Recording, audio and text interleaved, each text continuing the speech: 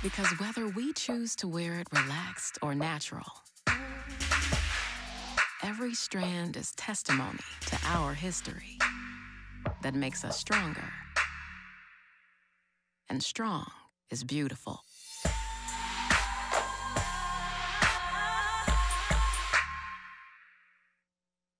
Ooh, child, things are gonna get easier. Ooh, child, things will get brighter. Ooh, child, things are gonna get easier.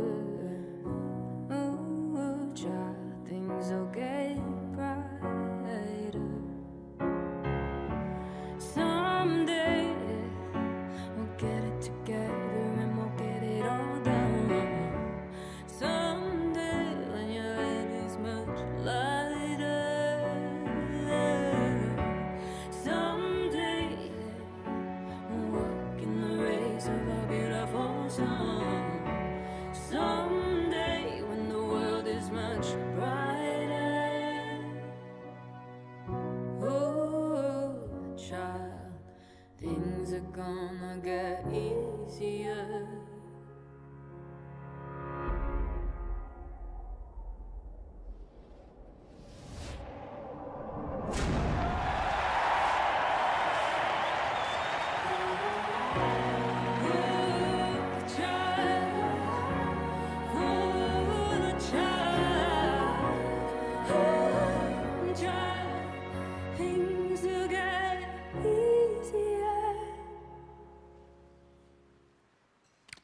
Wow. Nice.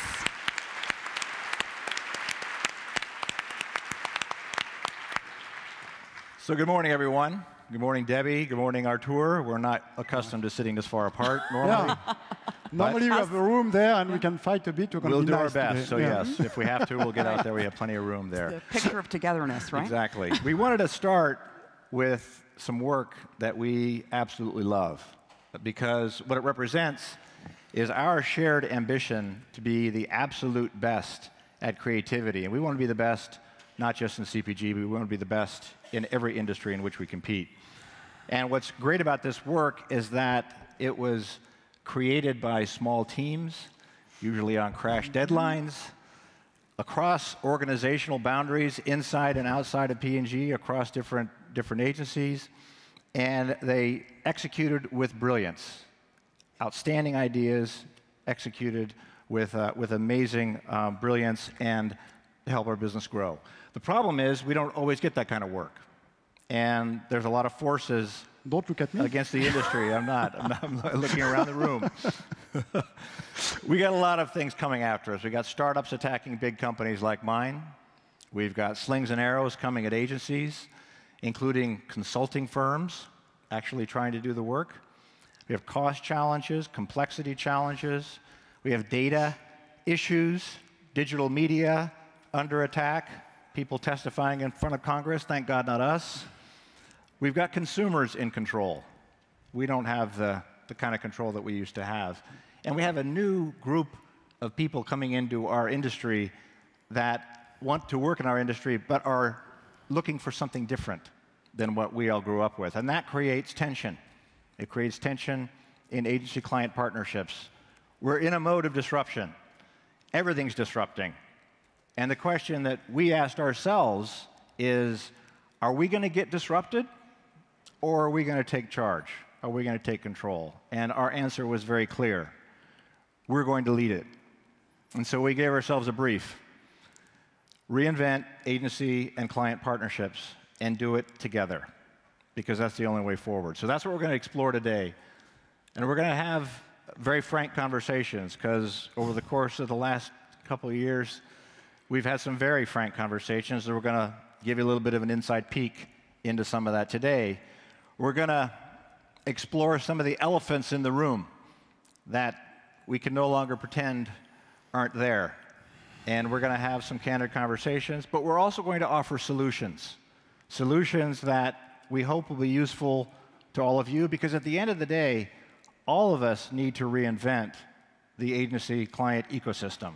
And if we all Reinvent, we will make the kind of disruption necessary to make this industry as vibrant as it can possibly be, and it should be. We could have done this individually.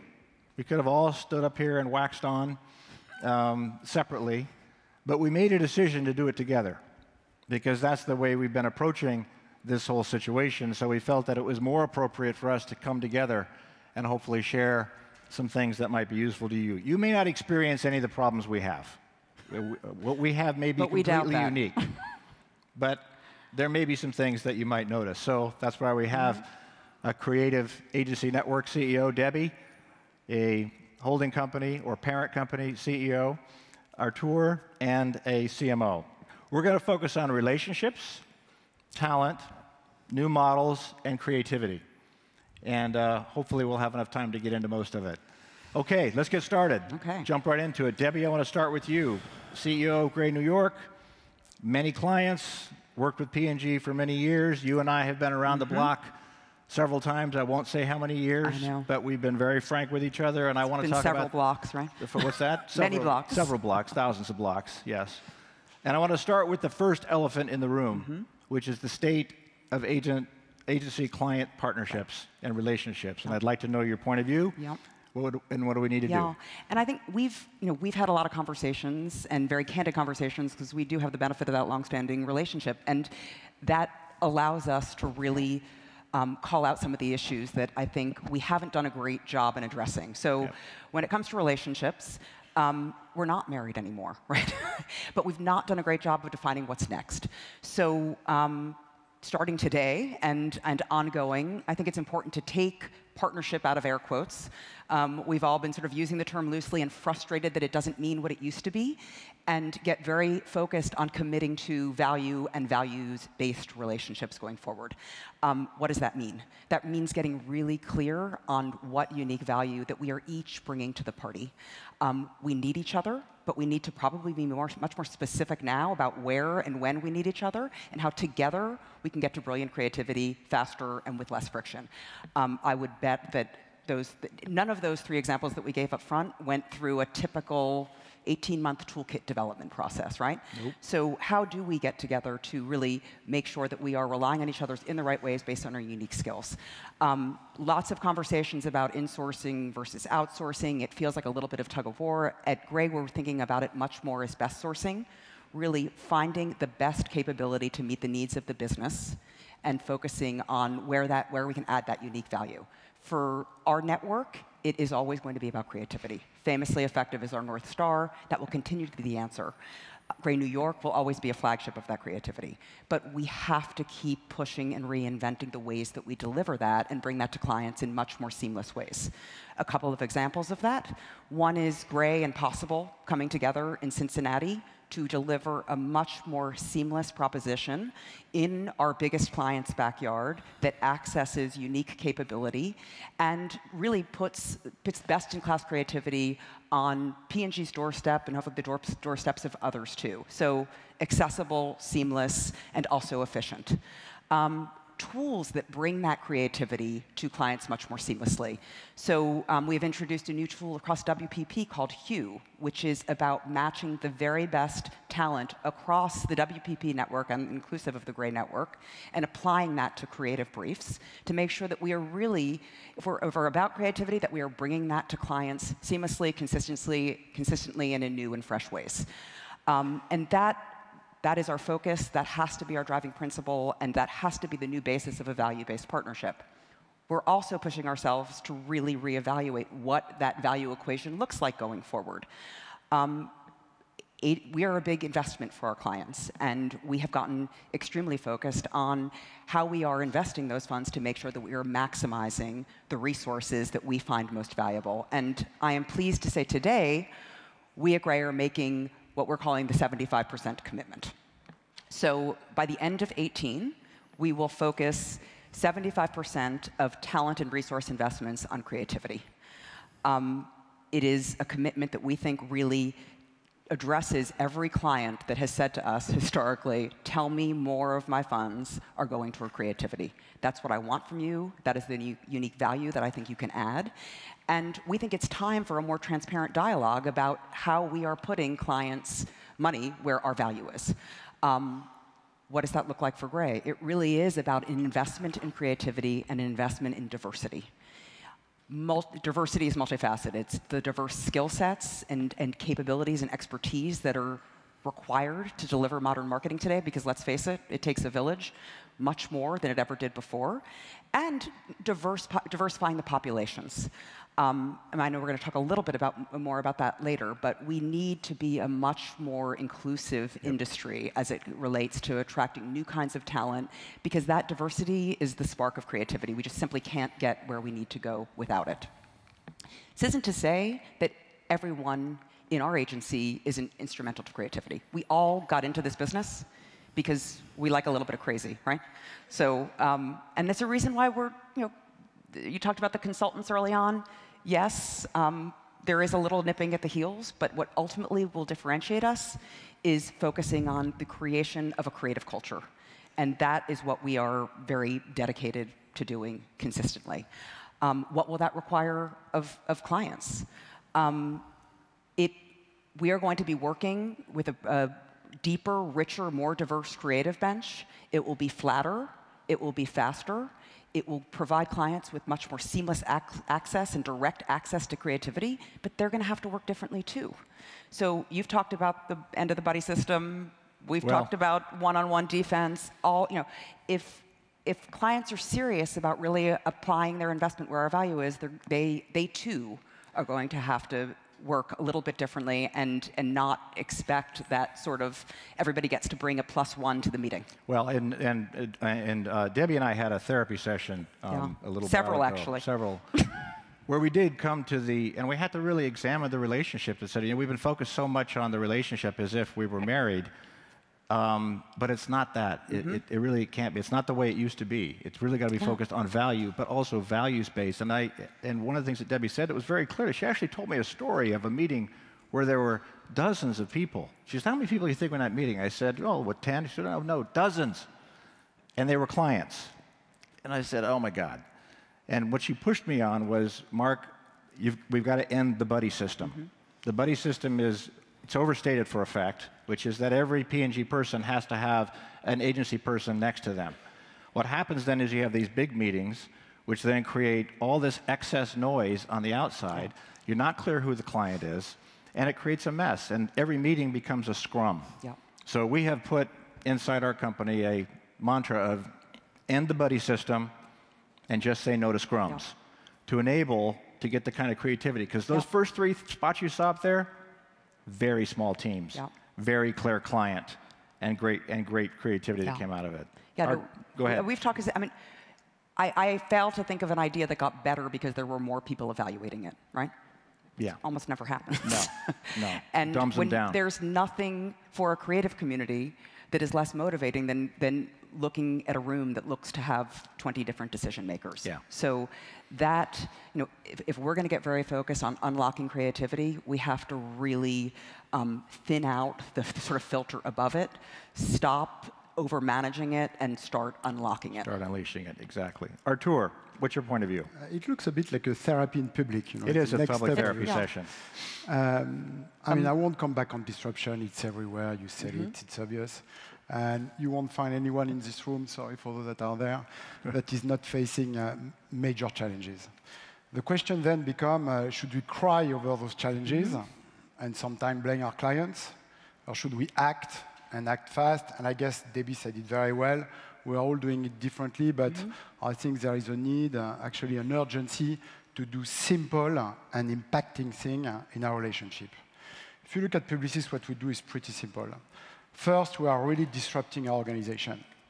We started 3 years ago. We did that in San Francisco in a big seminar. You were nice enough to come, and you said, guys, make your complexity invisible to us. And that meant a lot, and it was a very positive message. And then 3 weeks later, on a Sunday night, I received a call from you saying, Artur, I've got a bad news. I already called Maurice, but I wanted to call you. you have lost the media in the US. That was the biggest blow. I know that Steve King was on his first day, actually, that day. It was a huge blow, and the reason why I'm telling this story is that if you want to radically change, sometime it has to come from a blow, and this blow has been massively helpful, and by the way, has helped us to win more business later. So we have put our client at the center, we have erased the silos, we have done a lot of things. The second thing where we are focusing all of our energy is on the growth driver for our clients. And it has been said this morning, it's about data, it's about content, it's about technology.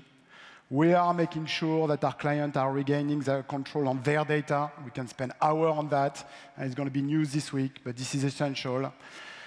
I mean, I'm born in a creative world that has nothing to do with the world we're living in today. And how do you bring creative in this new dynamic environment is a big question, and I don't think a lot of people here have the answer yet. We are all looking for that. This is why we brought Nicola on board, and we are trying to move forward. I see the community guys that are just here because they're in Miami, so they are the local. I won't talk about the other agency, but this is a big topic for us. And technology. I mean, let's not imagine 1 second that we can transform our relationship if we don't put technology at the core. Yep. And I'm not talking about digital. I'm talking about digital business transformation and how we can really drive that at the center. And last but not least, we have been investing and we will invest. And it's tough to do when you have the market trying to shoot you every day because you're not delivering. But there is no other solution than to be bold and invest in talent, invent in tools, and invest in technology. So, you know, no doubt, and I think we'll all agree here, we need to transform. It's painful, it's hard, but it's necessary. But if you allow me, Marc, just to follow on that, and as Debby said, there is no way we will get into a good relationship if our client transform also. I'm looking at that from France, even though I'm spending most of my time here, but I see all of those big articles about the agency of the future should be this, and the agency of the future should do that. Nobody talks about the client of the future. And I'm not going to get into detail there, but I was lucky enough to be at TBWHI Ad Day when the ad that we just saw was aired. And maybe the first message I've got for the client of the future is invest more in your brands. I see so many clients that are not at the moment. So many clients that doesn't understand that you can talk as much as you want about experience and great product. If you don't have a strong brand, you don't do what Apple has been doing in the last 20 years. Trust creativity. Stop the old TV model testing that has no sense in the world we're living, for sure. Embrace technology. And maybe more importantly, and maybe this is the only message I've got for you today, and I will shoot actually a bullet in my foot, is it's time to bet smart on the right partners. And every one of our clients are talking about growth, but there is no growth if you don't have strong partners. None. And so multiplying the numbers of partners is a mistake. You know, there is these things, I didn't understand it because I was French, about the jump ball pitch. So I didn't know what was a jump ball until I heard what it was. and actually, I played basket for years. And you do a jump ball when you don't know what to do with the ball. And this is true for brands. You shouldn't do these kind of things. Because here again, our client needs to have fewer and stronger partners. They need to fight against fragmentation because no one of them will succeed if they don't connect data, content, and technology. And fragmentation will lead actually to more money where they need to save, and this is something we understand. But they need to understand that the way it is run now, if they don't do the right choices, it will be death by 1,000 tickets for all of us. That's right. Yep. Let me address a couple of things. Because I think you're saying the exact right thing, which is that agency of the future needs to be accompanied by client of the future, which actually needs to be accompanied by brand building of the future. The things that we have been doing at our company have been fairly profound in terms of how we're transforming. We've focused on fewer categories. We've cut our staff in half. We have been focusing more on technology because technology is where it's going. In fact, the digital world kind of had all this promise, and what we realized a year and a half ago is that maybe it wasn't so promising after all. So we needed to take more control, and we are taking more control. But what do I mean by that? We're taking more control with data, with technology, and we really want to create our brand manager of the future, not to be a project manager, which they've largely been doing, creating toolkits and whatnot, into more of an entrepreneur, a brand entrepreneur, with their hands on the keyboard, with technology on a keyboard, and we need our agency partners for that. I'm delighted with what you've done with Grade Midwest, what you've done with Publicis, one in the UK and in China, because what you have is the opportunity for a brand entrepreneur to be right there, hands on the keyboard, with a creative on one side and a data scientist on the other.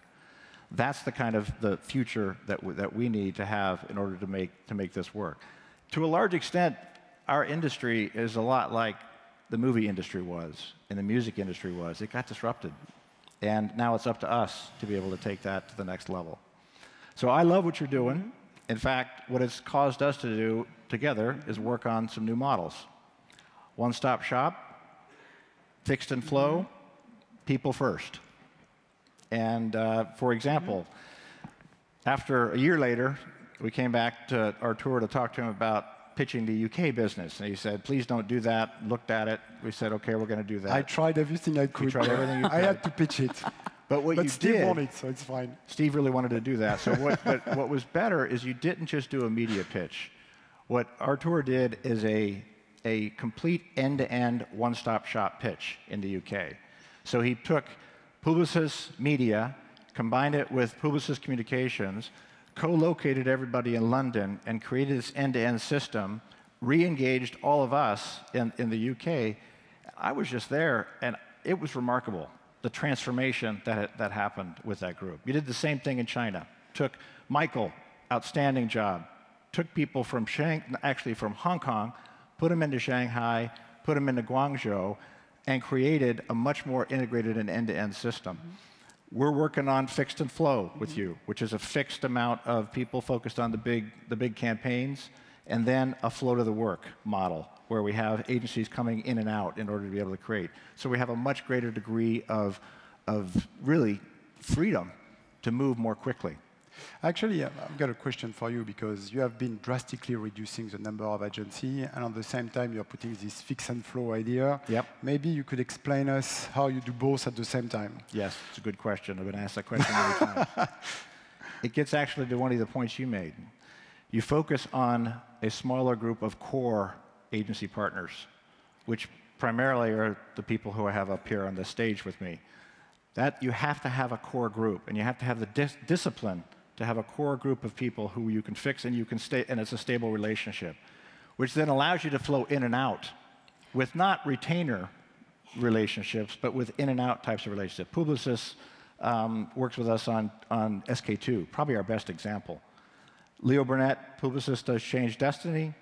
We flow in and out with F&B and a whole bunch of others, up to and including Nat Geo, to be able to create. And that allows us to have a small group with a larger share and then flow in and out.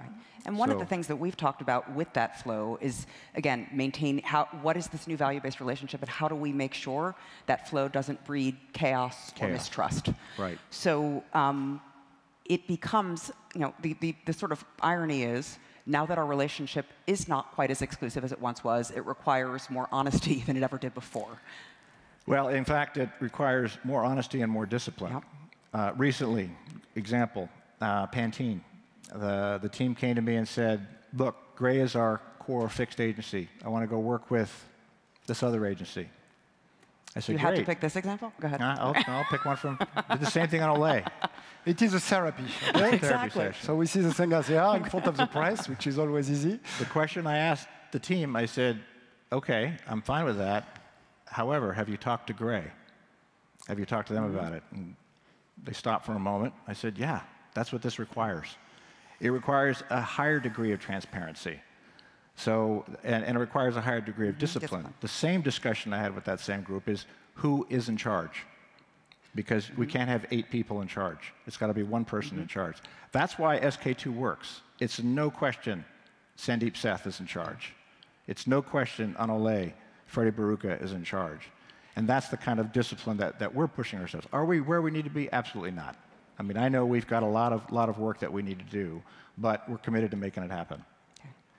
Just another elephant in the room while we're addressing them. A Digiday headline says, agencies see changes as clients take more marketing in-house. Can you explain a little bit more about what you're planning to do and why? We are going to take only those things in-house where we believe we can create value. It's back to what you said. With more data, more technology, more capability, there are certain things that we think we can bring in-house, and so we're going to experiment, primarily with digital media planning, which is probably the best place we can do that. And that's really where it is. We don't think we can bring everything else in-house. You're the creatives. You're much better at doing these kinds of things, so we will definitely do that. The other thing I want to talk about is I want to talk about people. Yeah. I want to talk about talent, which is absolutely essential. I'd really like to hear your point of view. Yeah. I was actually asked a question the other day, which surprised me. This person said, do you think the talent is as good as it used to be? Do you have the talent that you need? And I was taken by that, and I want to hear your point of view. Creativity is an investment, right? And it's an investment for agencies. It should be our primary investment, but it's also an investment for clients. So it can't be punted or delegated. It has to be nurtured. And when we talk about hands on the keyboard, it has to, we have to get back to those sorts of relationships where the decision makers and the creative people are spending time together and building that brand together. And that dedication and that level of talent is only affordable with fair and stable compensation structures, right? So we need that. The talent in this industry has it will always have a lot of options. So we need to continue to make this advertising world and the brand world also, I think it's both, a destination for the best creative brains in the world. For us, that really is about investing in diversity. We talked about diversity of skill sets up front, a much deeper, richer, more diversified creative bench.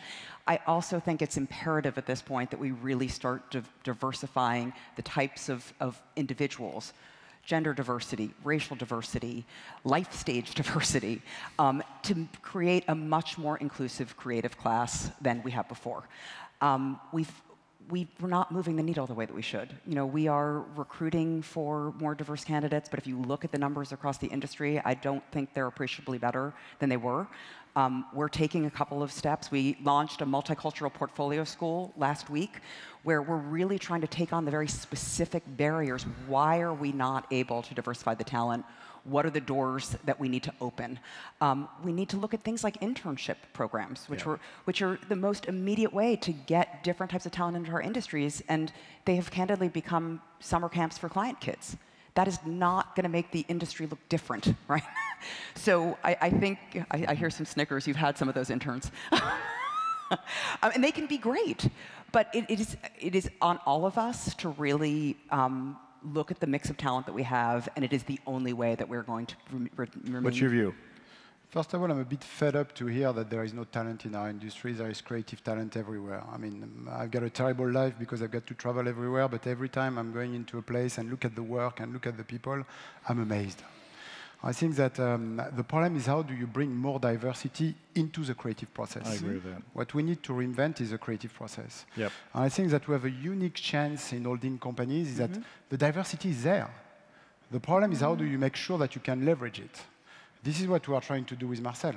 We're going to connect 80,000 people where they will be able to do more, to share more, and to learn more. And to take one quick example, because time is flying, while we are building the engine that we'll present in 6 weeks, we have created the M Lab, where actually we are doing some test and learn to see how people react to this new way of working. And we gave a brief to 50 teams on the last Walmart Oscar Awards, on the Academy Awards. And actually, the team that found the next campaign for Walmart at the Oscar was a Spanish team based in Madrid, working for a tiny digital hot shop. Imagine what it represents when you can leverage the diversity of your talent all around the world at the service of one cause. But we can't escape this place without putting another elephant in the room, and I see that time is flying, so I have to take my note because I saw that you said that we need to end with the archaic model of the madman. I mean, as an account guy coming from planning, I'm a bit worried in how you see the future of account and strategic planning. Okay, that's good. First and foremost, we want to invest in creative talent. I love what you're doing, 75%. I love what you're doing on Marcel, because it gets the right creative talent. I want to be really clear what I meant by that. This model is not an archaic Mad Men model that includes just agencies. It includes clients. What we need is great account people, and we have a great account people. I've worked with great account people. I've worked with Debby for many years, with Tam, with you, with Michael, with Dave, with Tim, with Angela, with Andrea, who's in the audience now. You have to have great account people. Where the problem is excess account people driven by excess client. So that's where the buddy system has to go. So in order to enable you, because I know the other elephant in the room is, are you going to continue to reduce fees? And are you going to continue to cut costs? Yes, we are, because we're under an enormous amount of pressure to be able to find costs so we can invest in growth. So we'll do it. I want to be really clear about one thing, too. It's not just fees. The press likes to talk about fees. There's a huge chunk of money out there in production. That's really where one of the biggest opportunities are, and we can be a lot smarter about the production cost. There's a huge amount of work that we do out there that we don't need. There's a lot of toolkits we produce that 30% gets used. We don't need that. So that's the way to take that, to be able to invest in creative talent, great account talent, and by the way, great planning talent. Wanda Pogue is one of the most brilliant planners I've ever worked with. And what planners do is they create great insight on the basis of having a purview of multiple industries and injecting those great insights and ideas. Okay, that's what we need. What I don't want is planning people that do the thinking for the client or do the thinking for the account people. So the archaic Mad Men model is our model. And we need to work together to get there. That's why a one-stop shop, a fixed and a flow, a people first, whatever the case may be, and best sourcing are good models for us to focus on to be able to drive our business together. I hope that helps a little bit. All right. We have 6 minutes. We have 6 minutes. 6 minutes Only to talk about creativity. And we have 6 minutes for one topic. What I want to do is let's talk about creativity, because at the end of the day, all of this is about creativity. This is about creativity explosion. This is about reinventing. I want to just end with each of you to talk very quickly about what you think is the future of creativity and show us an example. Yeah. So, you know, we want to transform creativity to make sure that we are continuing to attract the very best talent. And the very best talent is going to need more from us than shorter copy lengths and bumpers. And I think we talk about the fact that the best ads don't look like ads anymore. So what do they look like? They typically, and they're increasingly looking like really amazing, simple, creative ideas that are married with a really simple piece of technology or innovation that solves a business problem in a way they haven't before. So I'm going to, do we have time to run our cases? We need to see some work. OK, let's see some work. Two pieces of work. Here's a case from Brazil that does exactly that. Come on, Brazil. Brazil is one of the most... Very cool. Oh, very cool. Wow. Artur. I took an example with Carrefour. Not because it's French, although it's good to be, you know, it's like if you were coming to France and giving you a lesson about cooking. So we thought it was good to show you a French example. Now, the reason why is that I think that the future of creativity lies in the fusion of the brand and the experience. And because of mobile, it's getting so fused that everything you do has to be at the same time brand and experience. The second reason is maybe the most important one is we need to stand for big ideas, for big clients that are having big problems. This is where value is. And so this is a great example of that. And last but not least, it's an example where we couldn't have done that without an account guy that understands that there is a business issue, with a planner that actually put it into the right brief, with a designer that put all the experience in place, and obviously with creative that will craft it well. So I believe since my first day in this business that creativity is everywhere, that we are all there for this reason, and I think this is a good example. Great. Run it. In the interest of time, I will not break away to a video, but if you guys run it, well, I'll talk about it. Okay? It is actually not advertising. It is called Olay Skin Advisor. It's mass one-to-one marketing at scale. What it is a Skin Advisor. What you do is you download, basically, not an app, but you download some information, which allows you to then take a selfie of yourself, and it diagnoses your skin age versus your actual age. It's a frightening prospect. In fact, I was shocked at my skin age versus my real age. But then, luckily, what it does is it gives you information as to what you can do about it. And then what you can do is you keep taking selfies, and it gets smarter every time. and it starts to show that you can improve the health of your skin. This was amazing. This is a small little group of people, 5 people who were working on this. A brand manager, a couple of data scientists, a couple of agency people, creatives and designers who've created this thing, and it's amazing. And this team is absolutely on fire. It's growing every single month. And what they've done is they've converted out of advertising and into influencers. Because what they found is when they went to influencers, they had a much better way to be able to get more people to try the Olay Skin Advisor. So they basically moved from mass advertising to mass influencing. A complete reinvention. So it's a reinvention of brand building, as we talked about, and a team that is absolutely jazzed. So, great examples. We will close with the one thing we want you all, what we would like to ask you, what's the one thing you would leave with this audience in terms of what's necessary to reinvent agency-client partnerships? Now is the moment to invest in creativity. In our case, 75%, but in everybody's case, it's a commitment. Great. Fewer and stronger agencies and ideas. And reinvent clients to focus on brand building of the future. So we work with partners of the future that in order to be able to make sure that we both grow and create value together. I want to thank my 2 partners here, Debby and Artur. Thank you. Let's go reinvent together. Thank you. Thank you. Thank you.